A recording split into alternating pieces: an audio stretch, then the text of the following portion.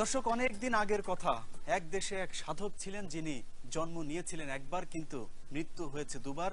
তার কবরও নাকি দুই জায়গাতে রয়েছে।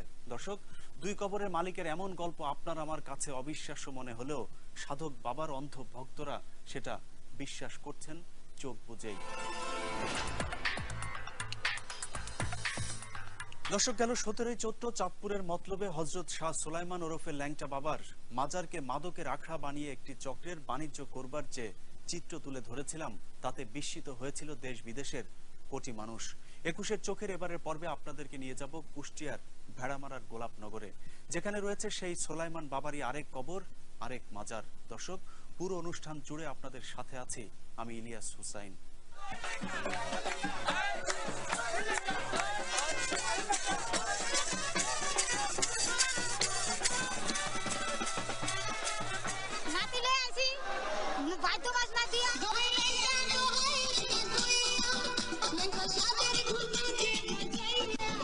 অনেক লোক ভালো হয়েছে, শাহরুখ আল্লাহর রহমতে ভালো হয়েছে।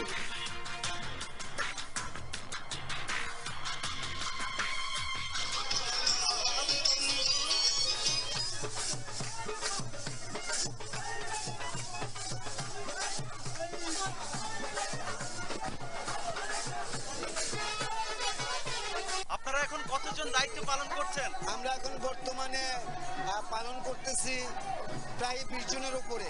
এই 20-25 জন সবাই কি আল্লাহর ওলি? জি, আপনিও আল্লাহর ওলি? আমি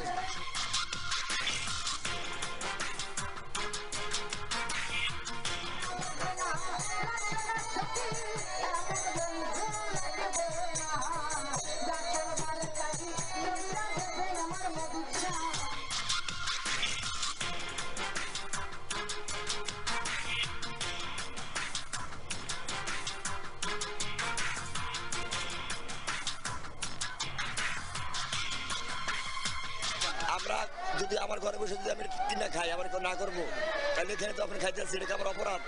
হ্যাঁ দর্শক, অশ্লীল সেই কার্যকলাপ তো আগেই দেখিয়েছি। পুরাতন সেই খবর আড়ালে নতুন হলো যে কবরকে ঘিরে এমন অনৈতিক কার্যকলাপ চলেছে, সেই কবরের বাসিন্দা কবরে আছে কিনা তা নিয়ে এখন সন্দেহ দেখা দিয়েছে। ঢাকা থেকে কুষ্টিয়া।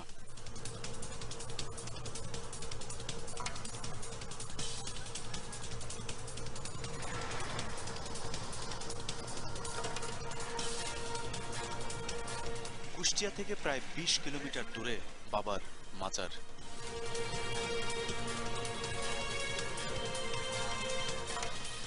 মাজার থেকে বেশ কিছুটা দূরের এলাকা থেকেই বাৎসরিক ওরসের সাজসজ্জা চোখে পড়বে।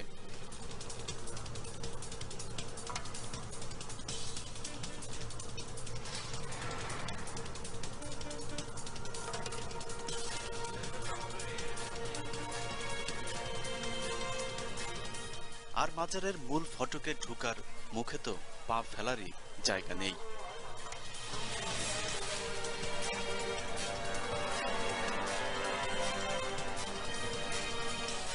মেলায় ঢোকার পর দর্শনার্থীদের গন্তব্য বাবা সুলাইমান শাহর কবর।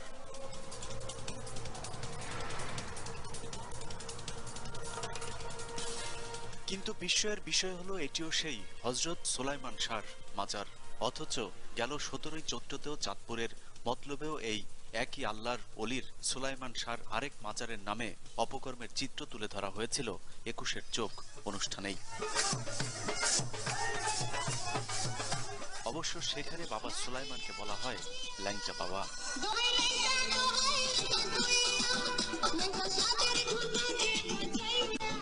চাঁদপুরে হজরত সুলাইমানের 95তম মৃত্যু বার্ষিকী পালন করা হলেও কুষ্টিয়াতে পালিত হয়েছে 44তম।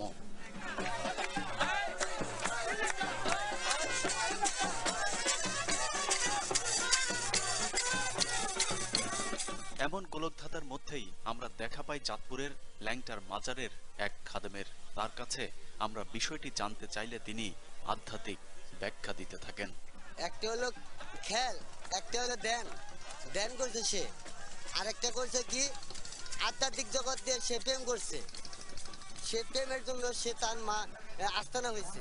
বাবা আপনাকে কি আমি আমার প্রশ্ন বুঝাইতে পারছি? আমি বলছি যে কবর দুই জায়গায় হলো কিভাবে? কবর দুই জায়গা হলো কেন, এটা সে বলে দিয়ে গেছিল যে আমি এখানে যেখানে থাকবো ওখানে আস্তানা হয়ে যাবে। অবশ্য কুষ্টিয়ার এই মাজারের খাদেমের দাবি এটাই সুলাইমান শাহর আসল মাজার। আমার বাবা মা এখানে আমাকে একবারে আল্লাহর রাস্তে এখানে দান করে দিয়েছে সেবা করার জন্য। আমি ছোট কালের থেকে আমি এই দরবারে প্রায় 35 থেকে 36 বছর এই দরবারে নিয়োজিত আপনি ঝাড়ুদার হিসাবে আছি আর কি। তবে আমি বিয়ে শাদী করিনি এখনো, এই বাবার খেজমতের উসিলাতে বাবার নামের পরে আমার সবকিছু। মাজারের খাদেম রবির কথার সত্যতাও মেলে এলাকায়। 44 বছর আগে মারা যাওয়া সুলাইমান শাহর সহচরদের কেউ কেউ এখন বেঁচেও আছেন। বাবার সঙ্গে আমি 35 বছর কাটিয়েছি। উনি শুধু আল্লাহর জিকির করতো, ছেলে মেয়ে এক জায়গায় হতেই দেয়নি। মা লোকেরা বাবা লোকের কাছে যেও না, বাবা লোকেরা মা লোকের কাছে যেও না, এরকম বলতো। মতলবের এই চক্রটির কেউ কেউ হযরত সুলাইমানের উলঙ্গ বানোয়ার ছবি নিয়ে ঘুরে বেরিয়েছে কুষ্টিয়ার এই মাজারটিতেও, অথচ এই প্রত্যক্ষদর্শীর ভিন্ন মত। কোকনি কোকনি থাকতো, মানে সাদা কাপ নিয়ে সাদা কোকনি, সমাজের সাদা লুঙ্গি পরে বাড়াতো। চাঁদপুরের কথিত ল্যাংটার মাজারের মতো টাকা পয়সা নিয়ে ধান্দাবাজিও নেই কুষ্টিয়ার এই মাজারটিতে। দর্শক, ধরে নেওয়া যাক এটাই হযরত সুলাইমান শাহর আসল মাজার, কিন্তু একজন আল্লাহর ওলির মাজারের যে পবিত্রতা রক্ষা করা উচিত তা কি রক্ষা হচ্ছে? মূল কবরের আশপাশে যেতেই দেখা যায় অনেকে বসে পড়েছেন নানা ধরনের ইবাদত করতে।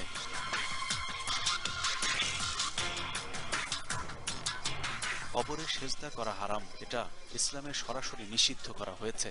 তারপরও কিছু মানুষ পুণ্য করতে এসে পাপের বোঝা নিয়েই ফিরছে।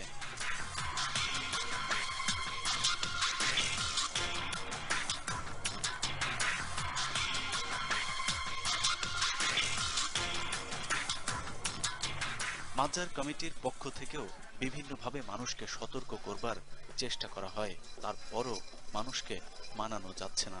কুরআন হাদিস মানতে হইলে একজন মানে এখানে নিষেধ আছে বলেই তো আমরা নিষেধ লেগে রেখেছি। তারপরেও এখন আপনারা যদি না মানেন তাহলে আমাদের তো কিছু করার নাই। নামাজ ছাড়া কোনো ক্ষেত্রেই আমরা সিজদা করতে পারি না, সেটা কবরকে হোক, সেটা কোনো মানুষকে হোক, কোনো পীরকে হোক, কোনো ওলিয়া উলিয়াকে হোক, গায়েবী হোক, কখনোই কোনো স্থান নাই। মাজারে আসা ভক্তদের আরো অনেক অনৈতিক কার্যক্রমে মাজার কমিটি বন্ধ করতে পারছে না। আমাদের দেশের মানুষ ধর্মপ্রাণ, তাই ধর্মের অনুভূতিটাকে পুঁজি করে এক শ্রেণীর ধর্ম ব্যবসায়ী এই জিনিসটাকে গড়ে তুলেছে। এটা মাজার যেটা হচ্ছে জিয়ারতের স্থল, মাজার শব্দের অর্থ জিয়ারতের স্থল, যেখানে মানুষ এটাকে পরিদর্শন করবে। তো পরিদর্শনের অনেক জায়গা আছে, ধর্মীয় স্থান ঐতিহ্য থাকতে পারে, কিন্তু আমরা একটা কবরকে, একটা মানুষের শায়িত হয়েছে, কবর শায়িত হয়েছে, সেটাকে কেন্দ্র করে আমরা মাজার একটা ব্যাঙের ছাতার মতো মাজার সংস্কৃতি গড়ে তুলেছি, যেটা ইসলাম সম্মত নয়, এবং এটা মানুষকে বিভ্রান্ত করা হচ্ছে, এবং এটার ধর্মীয় এটা কোনো অনুমোদন নেই। তবে হ্যাঁ, হক্কানি পীর আউলিয়া দরবে, যেটা শাহজালালের মাজার, শাহপরানের মাজার, এগুলো স্বীকৃত এবং এগুলোর ভিত্তি আছে, কিন্তু এগুলোকে নিয়েও এখন অনেক রকমের ধর্ম ব্যবসা চলছে। দর্শক, মাজার কমিটির নিষেধাজ্ঞা উপেক্ষা করে এভাবেই দিনের আলোতেই চলছে পাপাচার, আর রাতের অন্ধকারে যার মাত্রা বেড়ে যায় আরো কয়েক গুণ।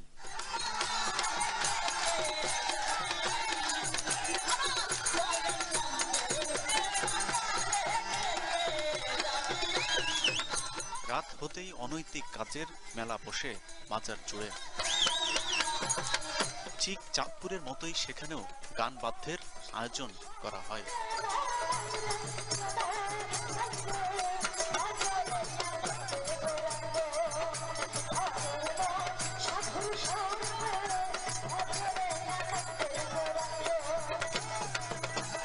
ল্যাংটা বাবার মাজারের মতোই বিভিন্ন জায়গা থেকে আসা ভণ্ড পীরেরা আসর জমিয়ে বসেন অশ্লীল নাচ গানের।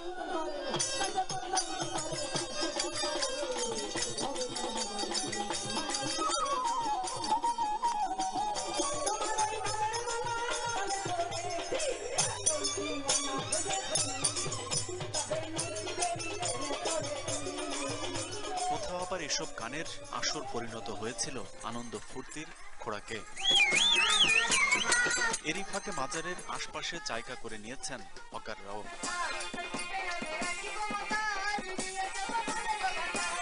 নেচে কে বিভিন্ন পণ্য বিক্রির আয়োজনও বসেছিল ওরস উপলক্ষে।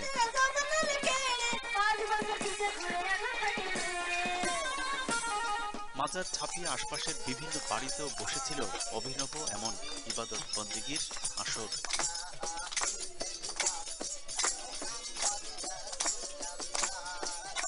গান বাজনার সাথে সাথে মাদক সেবন তো চলছেই।